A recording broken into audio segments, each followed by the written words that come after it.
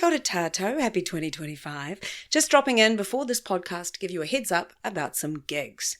Austin Found will be hitting Q Loft on March 27th and 28th, just after Nicola Cheeseman is back, which Jodie is about to tell us all about, which is on March the 11th to the 16th in the same venue. I'm also doing a Showy Ovaries live at WOMAD with White Lotus star Morgana O'Reilly, so come to that on the Friday night. I'll also be doing Olive Copperbottom in Stratford and Taranaki on the 4th of April, the Tempestuous in New Plymouth, May 16th to 18th, and then I'm off to Australia on tour with Promise and Promiscuity in June. Also, please support drag king extraordinaire Hugo Girl in any show wherever you are. Destiny Church pulled their absolute bullshit with his show in Auckland Pride, and he is actually a national treasure who is hilarious and empathetic and heartfelt and needs supporting at all times. Just because. Anyway, enough of things that make us incandescent with rage. Here's the incandescent superstar, even if she doesn't think so, that is the hilarious Jodie Rimmer. Cue the music.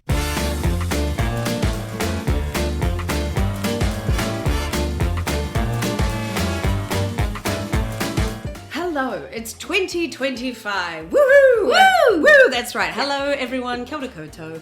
And no mai, haere mai to my first recording of the new year of Showy Ovaries Season 3.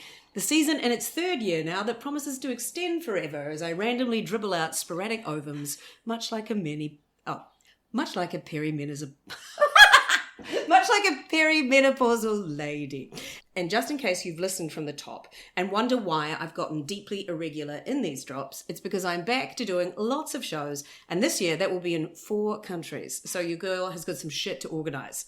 So hang on for news about that. But back to my guest today, who was also born in the bestest of years, 1974, but is a wee young whippersnapper, so not having her 51st for a while. Unlike me, she has a varied career on screen from a very young age, as opposed to my 3 episodes on Shortland Street in the year 2000. She was plucked straight from school into various productions involving horses, it seems, studied at Toi Whakaari New Zealand Drama School, and has sparkled in many of New Zealand's most iconic TV shows, which I will go into more depth with my longer introduction to come. Yes, it does get longer.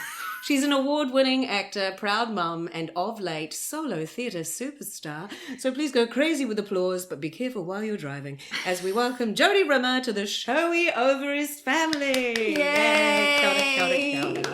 Hello, welcome. Thank you for having me. Well, thank you for having me in your whare for a start. No, of course. I wish I went to Toi Whakaari. Oh, I'm sure that I read that you did somewhere. No, I went to drama school in Australia. I went to Whopper in Perth. There's an online article that says that you went to both.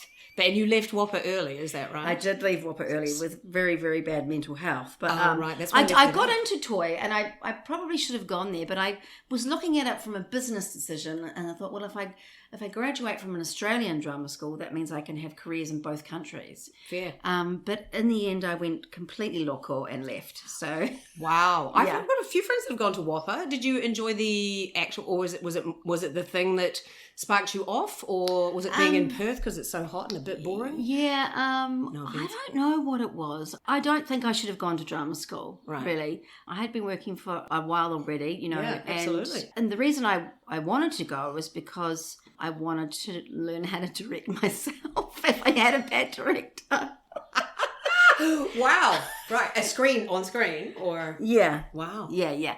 And also I wanted to have this kind of the experience of a drama school, I wanted to be, doing the dance to fame in the corridor Totes. and having orgies and everything else that you do at drama school, right? And also develop that peer group.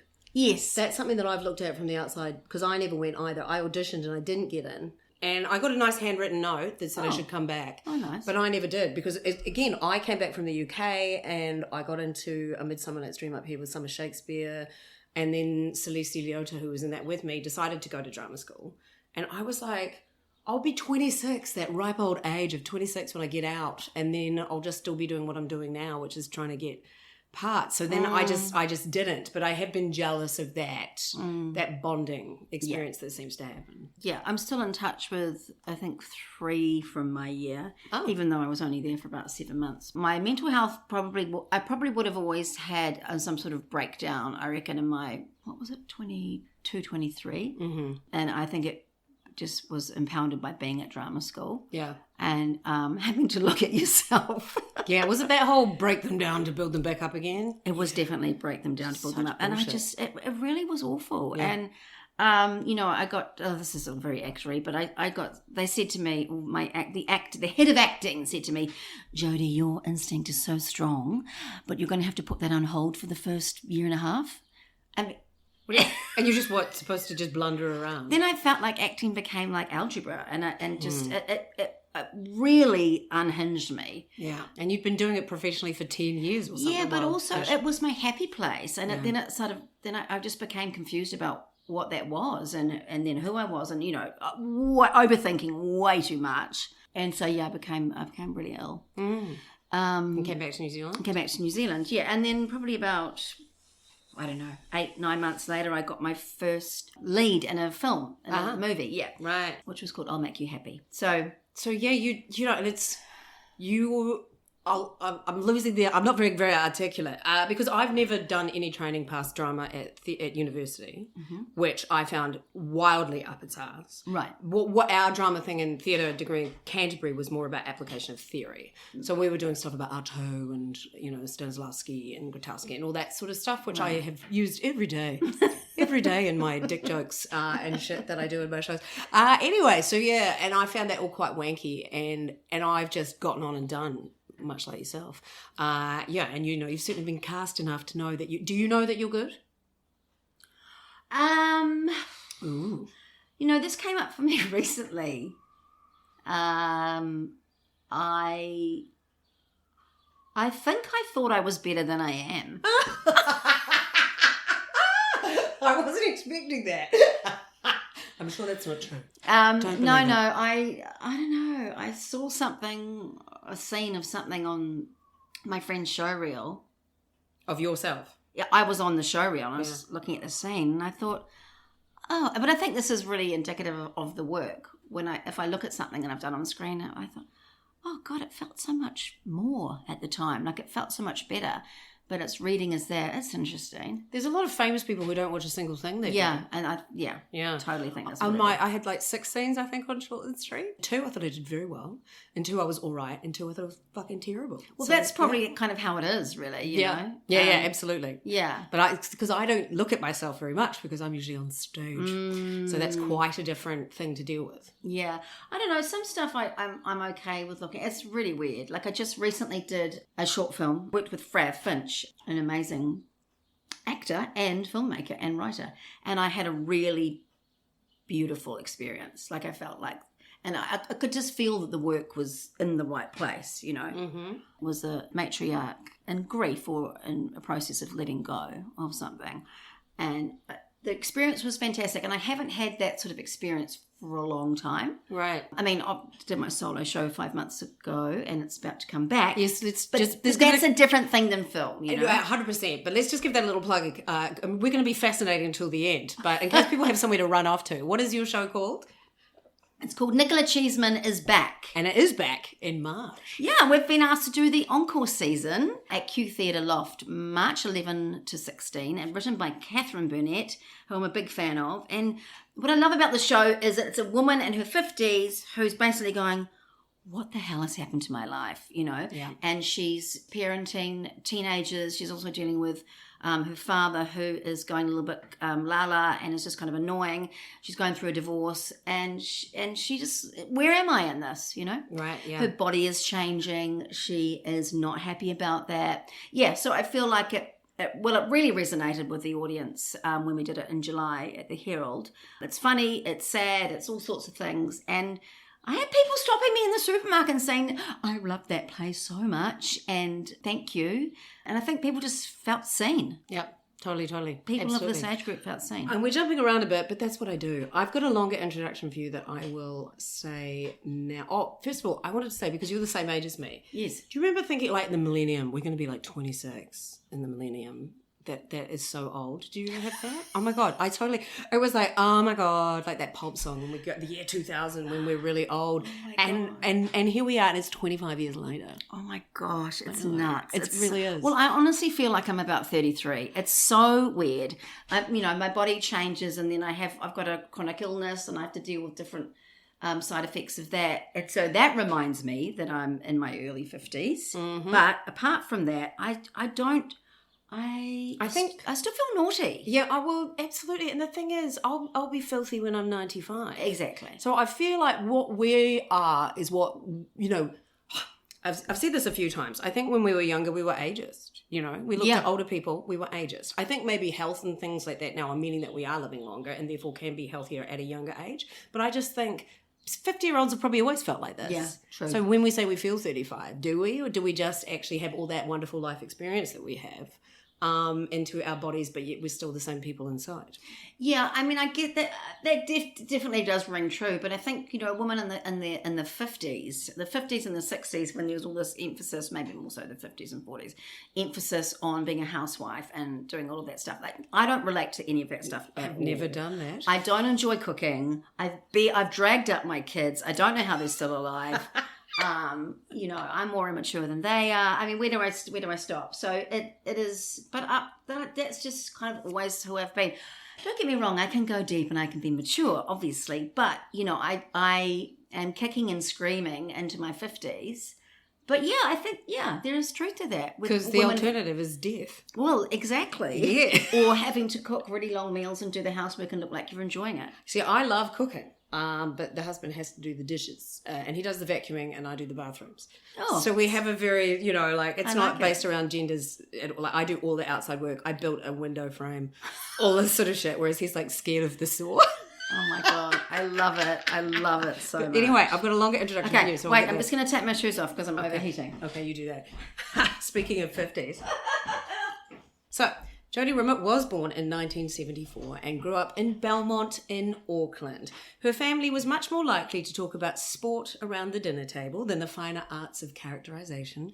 But clearly the allure of the saddle was strong, and in her teens she was cast in The New Adventures of Black Beauty and The Rogue Stallion.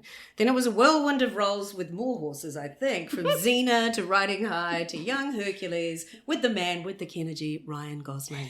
Was he really nice? So nice. I know. Yes. So nice. I'm happy about that. And on the big screen too, and I'll Make You Happy, Snakeskin, which I remember, I love that film, Nude Tuesday, and in the brilliant In My Father's Den, which she won a New Zealand Screen Award for.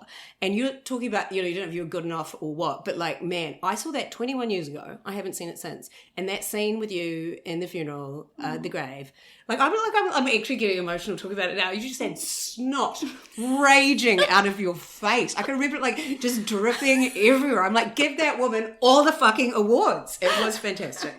So anyway, she's also been in the Broken Wood Mysteries, Funny Girls, Shorten Street, The Strip, Power Rangers, and Netflix, seriously? Sweet Tooth. Just shut up and listen to how great you are. God. She also managed to have 2 sons in there. Now in their mid-teens, has dealt with a serious autoimmune condition and chronic pain, and of late has been gracing the boards in Plum Theatres. Nicola Cheeseman is back by Kathryn Burnett, and we'll tell you more details about where you can buy tickets, etc. later on. But please welcome New Zealand's acting treasure, even though she's so very young at heart, Jodie Rimmer. Hey. Oh, Penny, bless you. Oh my God. See, does that make you feel old or something? I don't know. You did all that. I don't know what it makes me feel.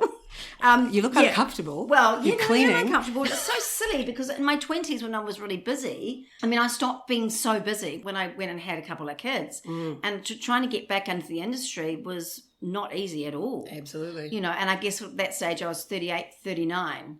Yeah. So old. But okay, that sounds good. I've been in a bunch of stuff. But there's a bunch of stuff I haven't been in at all, And I've never been, I don't get auditions. My agent just dropped me. Oh, stop it. Yes, my agent just dropped me. I got an email with the subject line, Notice of Cessation of Representation. Oh, not even a phone call? No.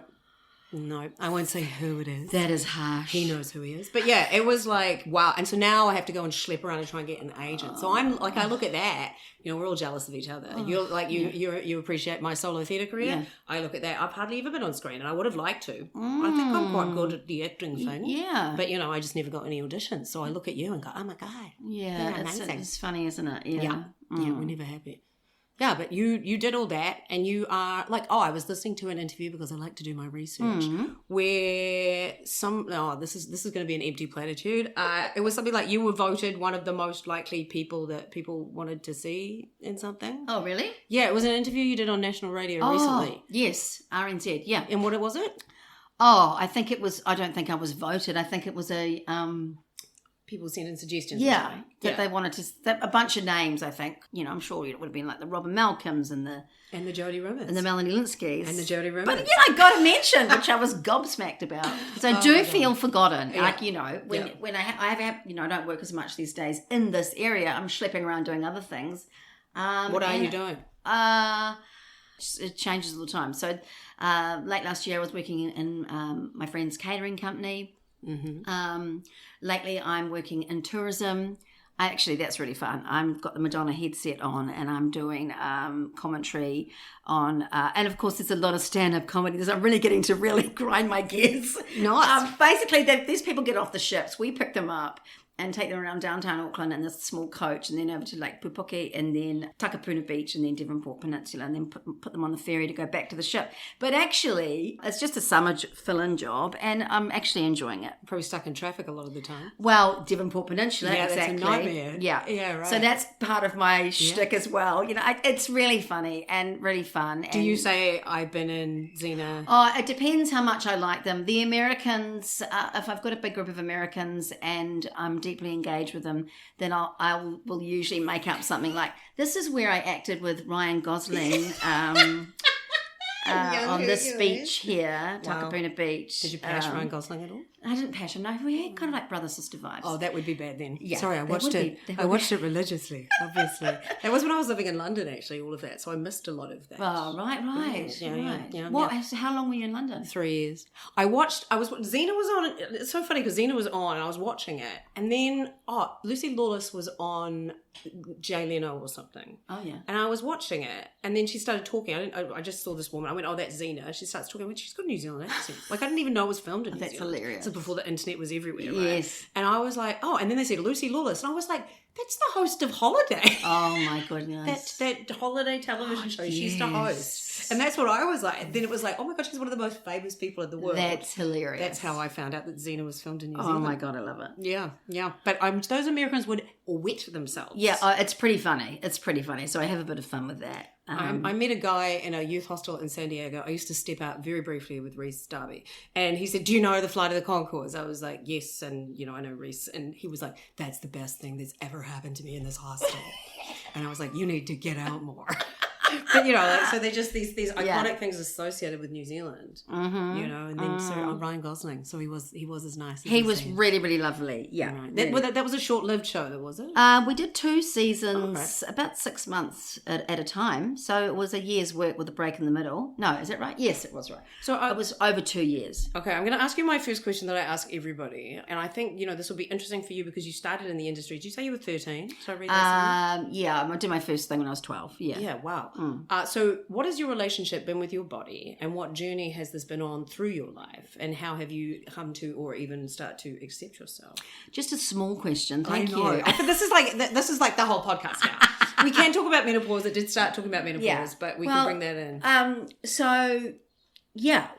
I've always been a physical person.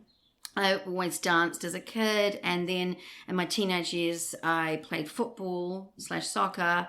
And I was from a family that were obsessively focused on sport and fitness, which is really fun. And they still are. Yeah, right. Do they rate what you do?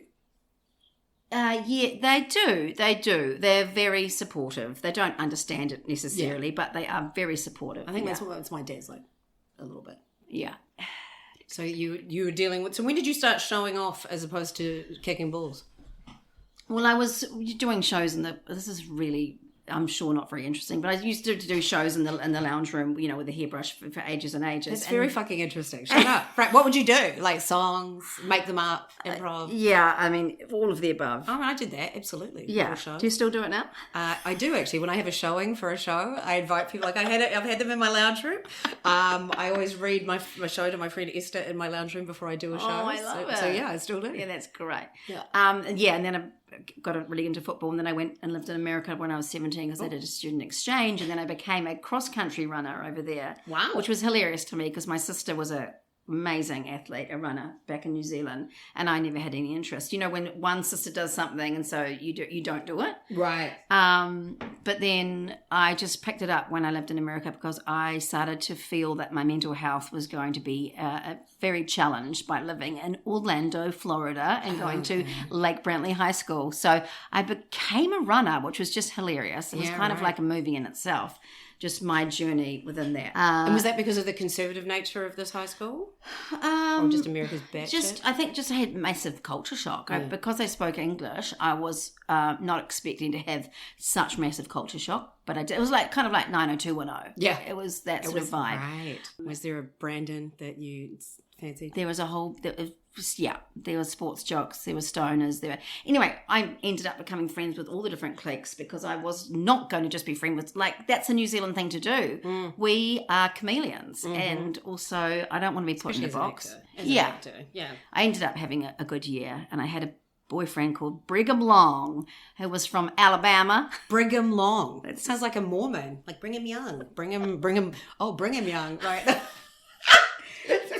Brigham Young, I think, is the Mormon. Right, from Alabama. And he rode a motorbike, and he was so much fun. So and he's Dylan. He's Dylan. He was basically a New Zealander in disguise. He was just so down to earth and hilarious and a real prankster. Are you still in touch? Yes, we are. Yeah. Right. I just met up with my boyfriend from exchange in Germany on AFS in September. You went to Germany. Did you go for a year? I only went for a few months. I was in the AFS intensive program because I didn't want to muck up my schooling. Oh my god! Just to show you what a geeky, nerdy I actually went on exchange to get out of doing 7th form bursary, and then it backfired because when I got there, they said to me, "Okay, well, you'll need to graduate." And I was like, "Oh no, sorry, you don't realise I'm actually just here for the cultural experience." And they went, "No, you'll need to graduate." Wow. And I had to actually work my butt off in order to do this thing. Right. Which is just hilarious because I honestly went to get out of doing bursary. That is very funny. And how did your body fit into the American body world? Well, it was interesting because I became a bit Americanized in that, I became athletic. I was very tanned. I had short hair when I went over. And by the time I came back a year later, I had sort of longish curly hair and I looked quite American, Right. Okay. And then I guess... not long after that, maybe 6 months later, I shaved my head. Right. Yeah, I just kind of felt like I needed to cleanse myself. Right. So did you act? Were you in the shows? In America? Yeah. Yes. Right. Yeah, I played the Wicked Witch of the West. Of course. Which was amazing. Mm-hmm. But yeah, so I did the drama stuff, but also became an athlete, which was so weird and so cool. And when you got back, did you keep that up? Oh, don't be silly. No. Okay. But No. then you went to Whopper. So were you auditioning for things once you got back?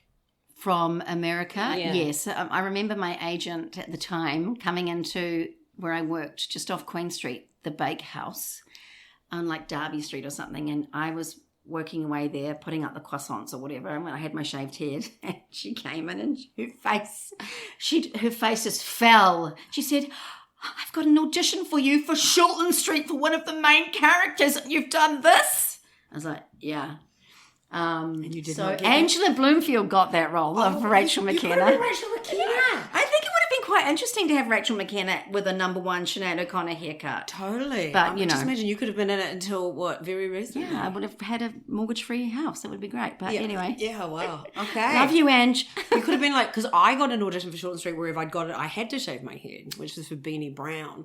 My friend got it instead, Rowena. But yeah, and I was like, I don't know if I want to shave my head. And I think that's when I was flirting with Rebecca Hobbs still. And she was like, "Do it, God's sake." But then I didn't get the part anyway. So then you went to Whopper and then you came back. And then how was your body? How did you feel about your body? Well, I felt pretty good about my body. Good. But my brain wasn't so good. Oh, wow. Yeah, because I was really up against it, like mentally, with my mental health. So it took some time to recover. Are you medicated, if you don't mind me asking? I am now, but at the time, oh God, I can't really remember the sequence of events. I ended up going to Ashburn Hall Psychiatric Hospital. Oh. In Dunedin. Shit. Yeah. How long for? Not very long, because I ran away with my pink dreadlocked lesbian girlfriend. You ran away from the institution? Yes. Wow, you should turn this into a show. Seriously. No, Right. I have been trying to. Well, I've given up now, but I might With your go back to it. girlfriend? No, I'm not in touch with that person anymore. But yes, I would maybe like to somehow tell the story. It's about sort of not being able to stay on the planet. Like, I kept trying to exit. I didn't feel like I was supposed to be here. So that's brain stuff. And did you, like, you know, the thing is too, I feel like in our lifetimes particularly, that there's been a shift from the fact that you're just batshit to this is the chemicals in your brain that are causing this, as opposed to it's your fault. Yeah, I mean, I needed to do a shit ton of therapy, talking therapy, and I did take the meds for a little bit at Psych Hospital, but then I took myself off them because I was having really full-on side effects, like terrible nightmares, and I just thought, no, I just want to see if I can work my way out of this. I mean, I can't believe how headstrong now. I'd be like, yes, can I have the meds, please? But I mean, I get it, because I'm on epilepsy meds, and the first one I was on made me really hungry, and then I've had this ongoing nerve pain issue that I took amitriptyline for, and then I hated all the side effects are real, and they fuck you up. It's full on. Yeah. So I am on escitalopram now. Okay. But yeah, I didn't take the meds when I was, well, I did, but I came off them. Anyway, long story short, we decided to leave Psych Hospital and head to India to work for Mother Teresa. Oh my, how far did you get? To Sydney. Oh, okay. You left the country. Wow. And were your parents looking for you? Oh, no. I was very upfront with them. Okay. Yeah. And then And what happened in Sydney? Carnage. Yeah, just quite a damaging time. We partied a lot. Right. And I experimented with a lot of drugs. Right. So that was interesting for my body. It was actually very short-lived. I realised pretty quickly that I needed to get out of that relationship if I wanted to remain safe. Yeah. So I somehow got out of there and made it down to my friend's place in Melbourne. Stayed there for a bit, then came back to Auckland. Right, okay. Yes, so colourful time. Holy shit. And then every now and then you're in a Hollywood fucking show. Like, that is crazy. My 20s were really busy. They really... I mean, I have to say, you can't accuse me of not living. No, absolutely. And embracing all sexes, obviously. Oh, yeah, no, totally pansexual. Like Right. that doesn't bother me at all. It's just whatever. Whoever the person is. Yeah, it's about the spirit. Yes, it's about the spirit and your spirit animal. No, yeah, so they were kind of, but then once I got back to Auckland and I started to settle more. Actually, meditation was the thing that really helped me. Wow. Heal, yeah. I cannot do meditation. It was really useful. I get too bored. You have to sit and do nothing, which that to me is the worst possible thing. My husband will be laughing very loudly at this because I'm always like, I get back from a big tour and I'm like, right, I clean and I like just sitting is, yeah. So just to sit. You're an active relaxer. Yes. Okay. So you know the terminology. I don't even know that. I just know that I like beach holidays, whereas my sister hates that. But I just, yeah. I always have to do, like yoga. I hate yoga. Oh, no, I can't. No. Yeah, right. Okay. So did you meditate every day? Yeah, I went bush basically with a couple of other people and a meditation teacher. It sounds a bit like a cult now that I'm saying it out loud. Still could be part of the film. Right. But it wasn't really deeply. I mean, we had to do kind of full-on ceremonies with frogs and stuff, but apart from that, I'm just kidding. No, did it involve taking your clothes off with any sort of guru person? Yeah, but he was really special. No, just kidding. Right. Okay. Anyway, so my brain, probably in terms of my body, my brain has probably been the most challenging part of me, and that I do slip and slide around the mental health spectrum. Right. Yeah, I mean, my body's changed a lot over certainly since the last maybe 10, 50? Yeah, well, since about 46. So the last 4 years, it's changed a lot. And at times it's been quite shocking and hard to accept, but I'm also really not into this whole absolute psychotic culture we have of having to be skinny and having to be only eat salads. And there's so many actresses that I see on television and the movies that I know are just really fucking hungry. And there's so much pressure on them to be a certain way. And I just naturally rebel from that. So I kind of have it's a paradox for me, my journey within that body stuff. And then I was diagnosed with a genetic disease called rheumatoid arthritis. I don't know, 2, 3. Is that genetic? I didn't realize it was genetic. Yeah. 4 years ago, maybe. So you just had a lot of pain, did you? Yeah, well, I woke up in the middle of the night. I mean, I had pain for a few days. One day I couldn't raise my arm above a certain level. It was scary. It was scary. It was just kind of weird. I remember being on, because I'm, always out walking my dog at the dog park and being quite physical. I'm a physical person. There's, I love sex. There's also swimming. I do a bunch of stuff. And I woke up in the middle of the night and I was in so much pain with my neck. It was my neck and my upper arm, and I rang the ambulance. I was here by myself with my little puppy at the time. And the ambulance came, and because I think they thought it was a heart attack, so they came quite quickly, which was great. Yeah, totally. And and they gave me the green whistle thing, and I was still in pain. Like, it was so full on. Right. What's the green whistle thing? Oh, whatever. It's the hardcore. Some hardcore shit. Yeah. Anyway, I went to hospital, and they didn't know what was going on. But I think that then after that, I went to a bone doctor, osteopath. Is that right? Yeah. And osteopath is the more holistic approach. So an orthopedic surgeon. Anyway. I went to a bone doctor who said, I'm going to do a bunch of tests on you. And he said, we don't need Latin. Fuck Latin. Latin's boring and dead. You went to a bone doctor who said, what, sorry? He said, look, I'm sure it's not rheumatoid arthritis, but I'll test you for it. And then it bloody was. Right. So it's been really ongoing. I've tried all sorts of different treatments, obviously modern medicine. I'm very grateful for that, but I do a bunch of woo-woo stuff as well. I just try anything because it's an everyday thing for me. Although I have to say, when I did the solo show, I was not in pain. That is amazing. It's like my body knew that I was happy, even though I was like happy and also terrified at the same time. But it knew that, I'd always wanted to do a solo show, and I felt like I wasn't sort of seen. I haven't had any work for ages. And then Kathryn Burnett and Paul Gittins, the director, asked me if I wanted to do it. And I read it and I was like, oh, this is really funny. Yeah, I should do it. And so when I was doing it, I think I was just really stimulated and I felt so alive. And I wasn't in pain. It was so weird. For the whole rehearsal period and everything as well? In the beginning of the rehearsal period, I was in pain, but it went quite quickly. Yeah, well, because how much stage work have you done? I've done a lot over the years, but it's intermittent. Oh no, is that rain? Please don't rain because I've got beds on the driveway. Hang on, let me just get the dog beds. Okay. Go away, rain. You're not supposed to rain today. Check twice. So you have done quite a bit of theatre over the years? Yes. It's been very, a long time between drinks in terms of theatre shows, but it's what I started doing. Like I was... Yeah, I think that's how we all started showing off on our stage. Yeah, because there's a notion for people that don't know called Dr. Theatre, which is that if you're not feeling well, you get on the stage and it'll go away, and it's the adrenaline bursts. So that's sort of the adrenaline that you experience from doing something that you were really enjoying. Yeah, came out. I've known about Dr. Theatre for a long time, and this was a great example of it. But also, just because you said the word adrenaline, it just reminds me of before I went onto the stage, like the lights had gone down, and I would be standing in the wings for the solo show, and I would feel so much adrenaline. I didn't know if I was going to puke or shit my pants. And it was the adrenaline that was just literally going whoosh, whoosh, whoosh, whoosh, whoosh, right throughout my body.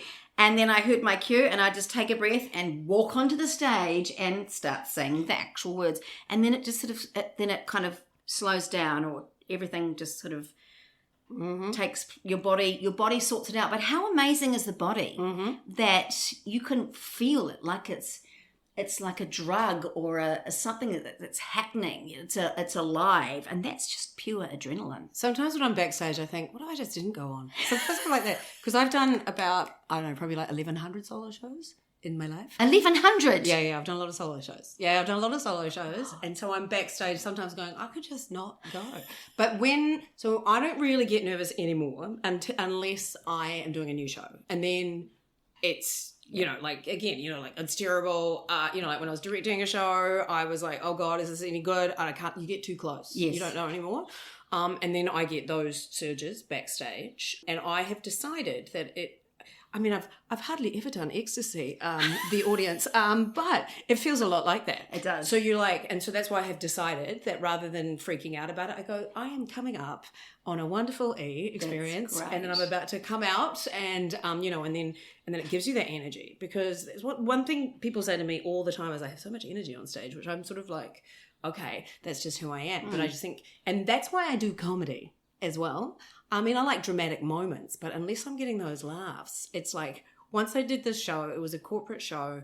They'd given away tickets to their clients. It was the longest 85 minutes of my life. Oh, God. Like, no one laughed basically at all for the whole show. And I found myself thinking, what even is theatre? What is theatre? Did you start talking really, really, really fast? I mean, maybe, which is my number one note is slow the fuck down. But and I was like, what are we doing here? This is so, like, I've just dressed in this outfit and I'm shouting at you in different accents, you know, that sort of stuff. So I need feedback or I spiral. I really do. So that's why I do comedy. Yeah, that makes sense. So what, in terms of your body, what about giving birth and things? Yes. Oh, God. I think I've blocked that out. I've got no memory at all. No, that's not true. Or the art of making life through your very being. Yes. I mean, you know, wow, what a thing to put the body through. Fuck yeah. Well, Twice. I had an emergency Caesar. Oh. Because my son was so massive. He was 2 clicks off 10 pound. Oh. Nothing good was happening to the contractions, which had been going on for 18 hours. So then they whipped him out and they were like, whoa, he's massive. My friend's maybe in the top 98th percentile. So that sounds like Xavier. Yeah. He's not so big now. I just saw him. No, well, he is. He's only 14. Oh. Yeah. Okay, he's quite tall. Yeah. What else? Yeah, and then did you celebrate, or you like just get the shit out of me, or both? I don't remember. So you didn't have an orgasm at the moment of birth that we've heard from some people? Really? Oh yeah. You know, you've got to focus. You've got to breathe through the pain, and then you'll feel the ecstasy. Apparently, I've just avoided the whole thing with the assiduous detail. Right. Okay. Yeah. And then you did it twice. And so, and how is being a mum? I really love being a mum. Great. Yeah, I kind of loved it when they were really little because they just adored me. But now that they're teenagers, I mean, they're belligerent and they're wild and they're lively and they're experts on everything. Oh, yes, they are. And I am not. Yes, I am just cringe. You are very stupid. Yes. So I had a bit of loss, like, oh my gosh, I miss my little people that just thought I was hilarious and great. But it was a bit of a transition period, and now I'm through that, and now they think I'm hilarious again, but also cringy. So, right. No, I don't know. It's just wonderful watching them become actual humans. Yeah, like I just saw that with my niece and nephew, the difference in them so quickly. And then that grows into various different things, and you're like, you've come from the exact same place, and you are so different. And also, I'm trying to make an environment where they know that they're encouraged to. Well, they know they can talk about their feelings. Because I'm trying to grow a couple of good men. And that's tricky, right? Like I've got another friend like that too. You know, they go to a private school in Christchurch. They did, and they had compulsory consent training, which was amazing. Wow, so I think, awesome. You know, that's a responsibility. Yeah, for sure. To grow some feminist lads. Absolutely. No, it's a very important part of being a parent. So I take that part very, very seriously. And do they go, oh man? And we have some great chats, actually. Some really good chats. I do get a bit of as well, but no, they're good. They're good people. Great. Fantastic. And so, right, so then you took a break from performing and then have found it difficult coming back. So do you find you get put up for different types of parts or just older ladies, of which there are fuck all? Well, I'm parent of a 14-year-old and a 12-year-old, but on screen that wouldn't happen. You would never have a 50-year-old woman who is the mother of a 12-year-old and a 14-year-old. That person would be cast and she would probably be 35. Exactly. So as Robin Malcolm always says, it's aspirational casting. Exactly. And it really sucks. Yeah, and it's such bullshit, which is why that's why I think it's fantastic, like with Robin's recent, obviously After the Party, but then also people like Reese Witherspoon. Yeah. And I saw a speech with Reese Witherspoon and she said she realised she kept getting scripts when the woman would go to the man and go, what should we do? And I love that speech. I think it's kind of old, but I just saw it recently. I love that speech too. And she's like, how often does any woman go, what should we do? You know, and it's in real life. Yeah, exactly that. Right. This is what we do. And totally. I love that. So you need more people. You know, it's why I produce my own work. No one was giving me work. I wasn't getting any auditions, so I started doing my own shit. Yeah, nice. So yeah, and like, so what is the future of Nicola Cheeseman is back? Well, we'd love to tour it. Mm-hmm. We're just going up for pans shortly. We really hope to get, I don't know, $20 to help tour it. That's enough. Yeah. So that would be great because, you know, I've learnt this massive show. It really resonates with the audience. And you don't even have to be a female person. You can be anyone over 40. I had a lot of great feedback from men too, just in that terms of like leaving this part of their life behind, and what does it mean when you are over 45? Like you know, it's weird. Mm-hmm. It's initially weird. Yeah, people are grappling with that every day. We'd love to tour it, so we'll see. But I'm really interested in doing that sort of work. I loved working in the prisons, like taking a show to the prisons when I did the Batum show with Last Tapes, the Miranda Harcourt, Stuart McKenzie show, one of those shows. All right. You know, those big American productions that are coming here, honestly, don't get me started. Well, actually, now that you have got me started, I will say, there is no quota system in New Zealand, so they can bring all their stars with them. And if they were shooting in Australia or any other English-speaking country in the world, they would have to, there's a quota system. So they would have to, okay, yeah, they've brought their 5 stars with them, but the supporting cast, say 6 of them would have to be local actors.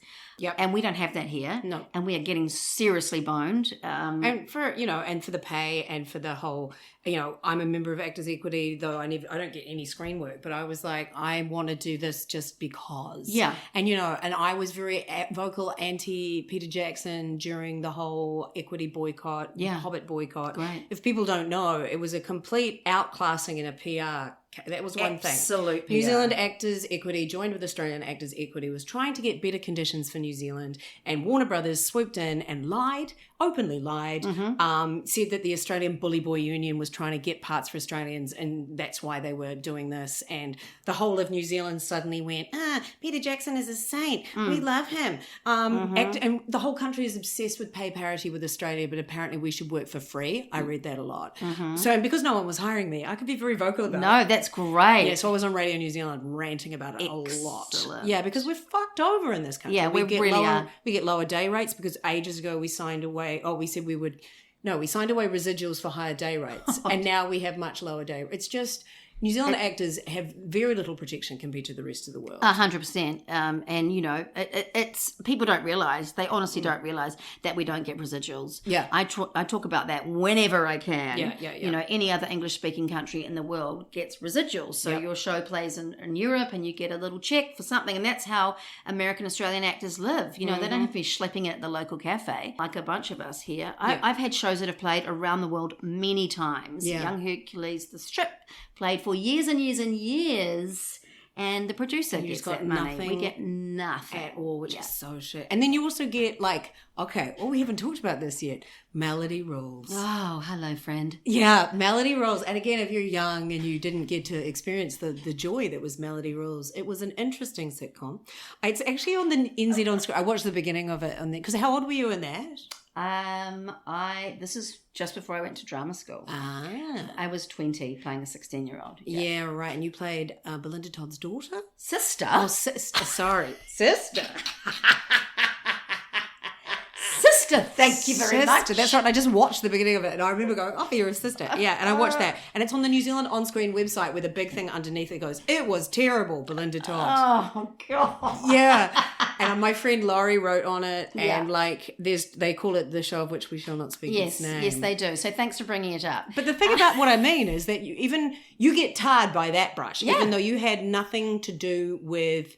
Because according to Laurie, the producers got involved and fucked it up. Oh, absolutely. Yeah. But you're the one on screen. Belinda's the one on screen that gets all that hatred and you get associated with this thing. Yeah. And then you don't even get paid residuals or anything. Do you know what I mean? It's like the actor that is the one that takes the brunt of a lemon. Yeah. So you should actually get the joy of a success as well. Yeah, that's so true. And luckily I went off to drama school and had my mental breakdown not long after that. So Did Melody Rules have anything to do with that? Absolutely. It was. Oh, and it was pillory too. It was really, yeah. It was. I mean, it's a wonderful part of the canon to look back on. Jeff Heltman did a great podcast on Melody Rules. Yes, I've heard about that. Yeah, yes. and that was actually quite interesting. Mind you, I didn't listen to all of it because I was too traumatized. But yes, I think Laurie did an interview with that. Laurie's my performing wife. We do a lot of shows together. Love Laurie. Yes, indeed. So then, so winning that award, how was that for you? Well, winning that award, winning the Best Supporting Actress for In My Father's Den in about 2005 or 6 or something. I think I didn't work for like 2 years after that. It actually effed me. And someone else I know, a couple of people. You can say fuck, by the way. Okay, great. As you've noticed, I've said it quite a few times. Okay, great. It really fucked me. Yeah.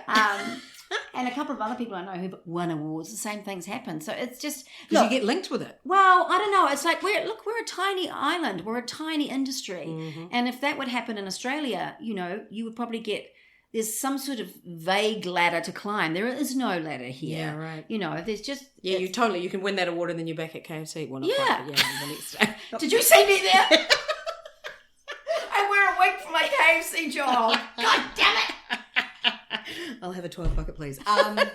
Yeah, totally, absolutely, and that's why I started working for myself, basically. Yeah. So I didn't have to rely on anybody else. Yeah, well, that's very smart. I mean, unfortunately, I'm not quite that smart, so Well, it's great that that's why it's great that you were having this moment. And one thing you may have noticed, even though you would have had all this publicity before, but I was googling you for this, and there was a fucking ton of publicity for last year because you were in that show. Yes, and so that's what happened. That's how I've gotten my media roles, because I got interviews for doing shows and then did quite well, like on Radio New Zealand, and so now I've worked on Radio New Zealand for 20 years because of the fact I did an interview on it once. Right. So you've done all this. So your profile's come up again. Oh, look, I think that's great that you're so optimistic. But honestly, I don't think it really matters. Honestly, it doesn't matter. Yeah, we're all so fucked up about us. I know. I'm just such a realist because I don't know. I just look. That doesn't touch me anymore. I'm always surprised if I get something, which is great. But really, if it's there, I'll do it. But I just don't take it too seriously because I've just been burnt so many times. Yeah, I think that's fair. How was Sweet Tooth to work on? Oh, that was really great. Yeah, that was a coup to get that role. I had to do a few different auditions for that, and then they auditioned Australian actors. So that was really nice. Done. And I had a great time with Jim Mickle, the creator, and the cast. So that was great. And is there anything else on the horizon? Oh, I'm so busy. You're such a good actor. I totally believe you. I just don't have time for all of these fucking jobs. I've got film after film after film, Kenny. Well, I'm sorry to hold you up with questions. But it's so funny that whenever I do get something, I don't know if it's completely insane, but like this solo show, about 2 weeks into the rehearsal process, I was like, oh my God, I don't think I can do this. I wonder if Tandy Wright's available. I start recasting it. I start recasting it in my head, and I do it every single time. Wow. Yeah. So I have this huge episode of self-doubt and in my head I'm trying to recast it. Who was around? Who would be available? And it happens every time. So I know to expect it now, and wow. I have to hold myself in a hug and rock back and forth and go, you're doing the thing. No, I don't get that because I never get to auditions. I never get parts. I write them for myself. So then I would not be thinking of casting someone else. No, but you don't, so that you've done so many solo shows that self-doubt doesn't come in. But it does before I premiere a new show. Yeah. 100%. Yeah. And you're only ever as good as your last show. Too, yeah. right? I mean, I guess that's what was happening for me. It was brand new work. It was just a lot. And also, I was really dealing with menopause brain. It was a lot. So how was learning lines? It was really hard. I had 43 pages, 10 different characters, and it was different to how... I mean, it's usually not easy, but this was much harder. I felt like I would reach for a line, and I'd be swimming through the ocean going, where are you, line? I'm like, oh, there it is, over yonder. And I have to get my fishing rod out and then hook the line and bring it back in. Did you ever drive? And the season, one night, the opening night I tried. Right. And I managed to tutu around and do something that made sense. And then I was like, no, I still don't know what I'm doing. And I went, line! and the stage man had yelled it out. And the audience loved it. They were like a riot on opening night. It was I find that too. Yeah. It was like being on drugs. They were insane. Yeah. And they just loved it. And you know, that's the only time it happened. But oh my God. They do. Like when I make mistakes like that, if you run with it, I usually make a joke about it at my expense or what have you. And then they love you more. Yes, exactly. And menopause brain. I think I mentioned that a couple of times in the show. I'm like, see? You know? And so how is your menopausal journey? It has been very, very patchy. Last year, actually after the show, I went into a really strange time. You know, I was going through a massive come down off the back of the show. Totally. And I was not on the right meds and HRT patches, which are essential for me to be a normal person. So I had a really rocky time. Unfortunately, I was seeing someone. I was in a relationship at the time. And after about 3 months, he was like, and I was like, really? And he was like, yeah, that's why. Really? That's fine. So that was really cool. I'm going to have to turn those down a little bit. Some peaks there. Do you want me to do it quieter for you? No. Okay, great. No, I don't want, no filters. No filters. So that was really awesome. And because the thing is, I tried HRT for a whole 2 weeks. Oh my gosh. I don't have hot flushes or anything like that. I do run a bit warm. But I am epileptic. Right. And I'm on anti-seizure meds, which are often similar to so are you sure, was it interacting with your... God knows what's happening in there. Because the thing is, as an epileptic, it's quite easy. You have a seizure or you don't. But I guess you may like, do I feel terrible or no. When I say it's not terrible, it's extremely over-emotional. Right. Because my hormones are so... I'm just not getting enough estrogen. And was that before, were you on patches when this was happening? Yeah, but I wasn't on the right patch. I was on 25 or 50 and I need to be on 100. Oh, wow. So that's a huge difference. That is a huge difference. I'm good now. I'm on 100. So has he come back? No. Do you want him back? No. That was beautiful. I really believe that. I'm really good, thanks. Well, that's annoying because I really do like having sex with him and I'm very horny now that I'm on the patches. Yeah, right. The patches actually make me hornier at the right level. Right. So, but that's fine. I'm actually very busy. Oh, masturbating. Yes. Have you had any problems with, you know, how the different patch brands? Yes, absolutely. Estradot is the one for me. Yes. Yeah, I need that in my life. Otherwise, I'm, you know, that's not safe for people. And I'm driving. It's not safe for people, like my children. For about 2 years, my kids were like, why are you so angry? I'd be like, shut up! No, I wouldn't. And did you know this is what was it? Because, you know, I didn't know. Oh, yeah, there we go. And we didn't, because we weren't taught shit. I didn't know. And they were just like, why are you so angry? You're like, well, stop being so fucking irritated. Yeah, well, I would say something like that. I'm like, I'm asking you to put your shoes on 5 times. But could you understand that you were being maybe a little bit irrational? No, I didn't. I mean, I just didn't. I was on the patch, but I was on too low. It was too low. Yeah, so right. Eventually I've worked it out, but it's taken about 3 years. Yeah, wow. Okay. Yeah. I mean, for half of that, I wasn't medicated. I wasn't on the patches. Right. So I just wish I'd started them earlier. But, you know, the doctor doesn't want to start you unless you'll stop bleeding. So yeah, which is nonsense. Yeah, it's ridiculous. Utter nonsense. Because who knows, I might have still been married if I'd been on the patch earlier. Wow. Yeah. Yeah, because this is such an entrenched thing that, I mean, it's quite funny. I have like aches and pains and various other things, and I run a bit hot, but I haven't really had that many quintessential symptoms, but I know all about them because I've been doing this podcast for, oh my God, it'll be 4 years. Oh my God. Far out. That's amazing. Yeah, wow. So I know so much about it, but I know how appalling women's health has been dealt with, informed about, etc. Yeah. You know, imagine, you might have been married. Yeah. I mean, how long have you split? Well, 6 years ago. Oh, you haven't even mentioned a husband. No, he's a very nice man, but just can't be married to him. And that's I mean, fuck, that's great. Yeah, well, no, we have a good relationship. Yeah, we're really good friends. But no, I was having full on, even when I was on the patches, I was having full on mental blocks. Mental blocks. Yes. Mental blocks and hot flushes. But it was my moods. It was just that very, very short fuse. And did you have quite a lot of PMT?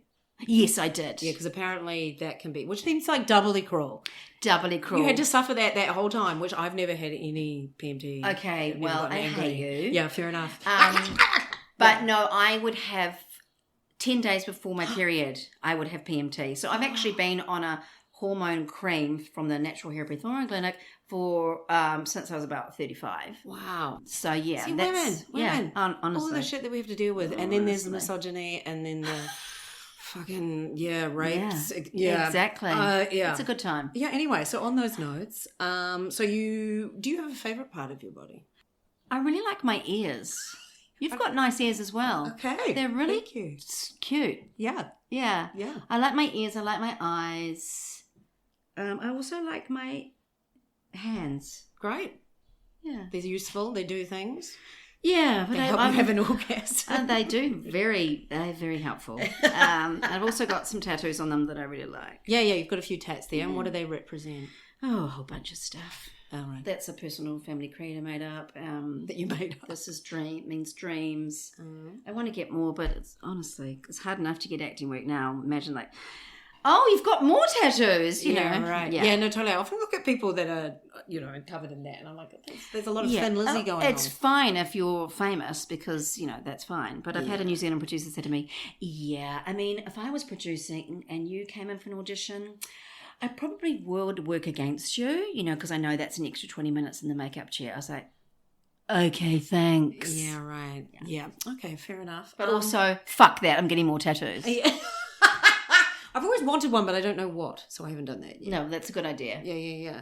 I was asking what people's least favourite part of their body were, but I feel like maybe I should just throw that question out. Opinions? I think so. Okay, let's throw that question out. Yeah. Fuck Let's it. get rid of that. Yeah. Did you have a fun fact at all about health or women's health?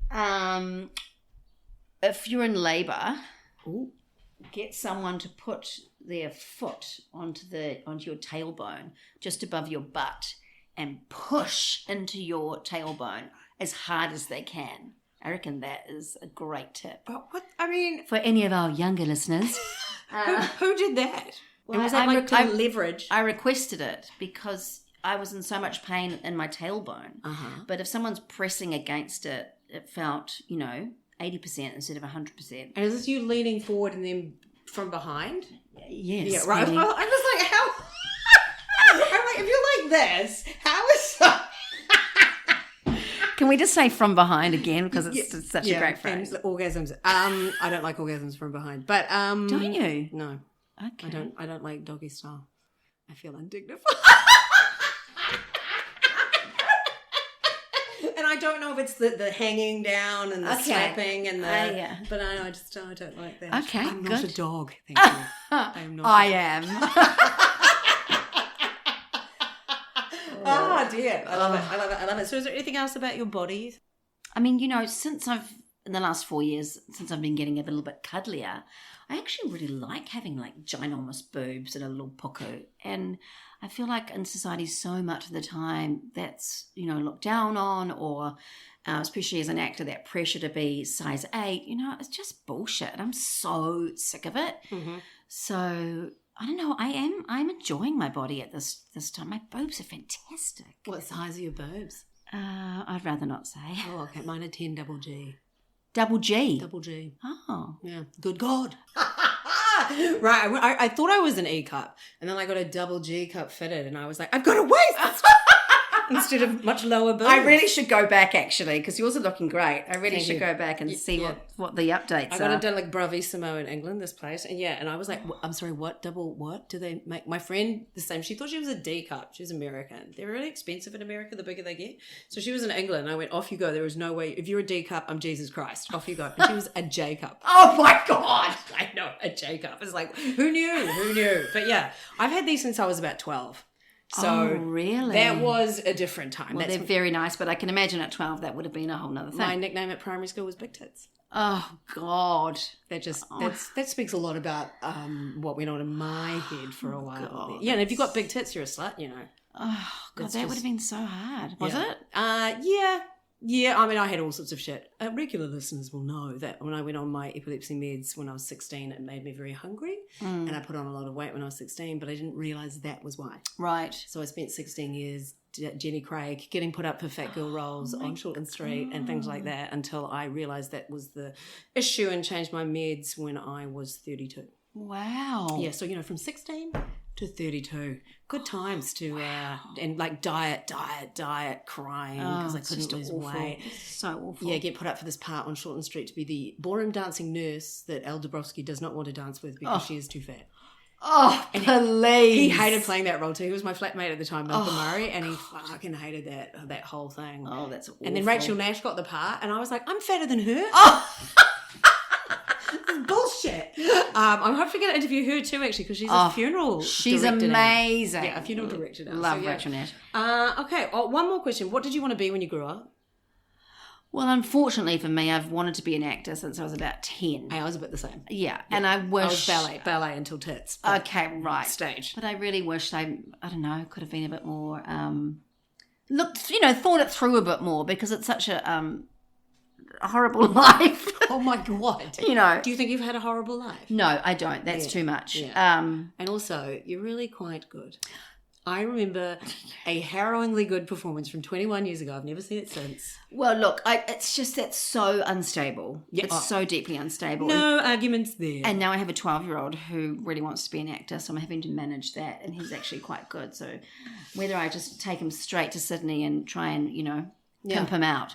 Can make you some money. Yeah, just the uncertainty. It's very tiring. Especially when people get it. With mental health issues. Yeah. That's a lot as well. And the constant rejection. Yeah. We are just rejected. My agent, did I say? Yes. Dropped me. Fuck them. Anyway, Well, my Australian agent fired me when I got pregnant because, it was just too difficult for her. She's like, well, look, to be honest, Jodie, I've got a lot of women your age on my books and I'm really struggling to get work for, so I think probably this is a good sign. Off you go. Yeah. Thanks so much. Women's liberation. Exactly. That's feminism, isn't it? I directed Sense and Sensibility last year in Wellington, and Bronwyn Today just sort of said to me, my daughter's coming to rehearsals. And I was like, I'm sorry, what? But I was like, okay, I do not like children very much generally at a young age, but I am a feminist. Bronwyn Today is fucking amazing. I need her in my show. I'm going to put on my big girl pants. And honestly, when everybody could still do that show with an 18, what is she, 2 years old, running around making noise while they're doing the show. And I'm like, they will never fuck that up. Totally. Because that is in them, and it was a lot, but you've got to make space for women to have babies, because how else does the human race keep going? This is the thing I've banged on and on and on and on about within this podcast. It's the very process that keeps the human race going that we are subjected to shame about. Like from beginning to end, from menstruation to menopause, we've been held down because of this very thing that peoples the planet. Mm-hmm. And that's just mind-blowing. Mm-hmm. We should be fucking on plinths and worshipped as opposed to sidelined, made to feel ugly and fat and old. Mm-hmm. Yeah. Amen to that. Yeah. So tell us the dates of how we can book for your show. I'd love you to come to the show. It's a great one for men and women and gender fluid people. It is March 11 to 16, bookings through Q Theatre. It is called Nicola Cheeseman is Back, and it's pretty funny. Hooray. Well, go and see that. I think I'm going to be here, which is good. I'm going to be in the country at the right time, so I'm going to come and see it, absolutely. And thank you so much for having me. Thank you for having me. It was so honest. Oh, my God, yes, that's me. Just go and get your vibrator now from behind. And bye.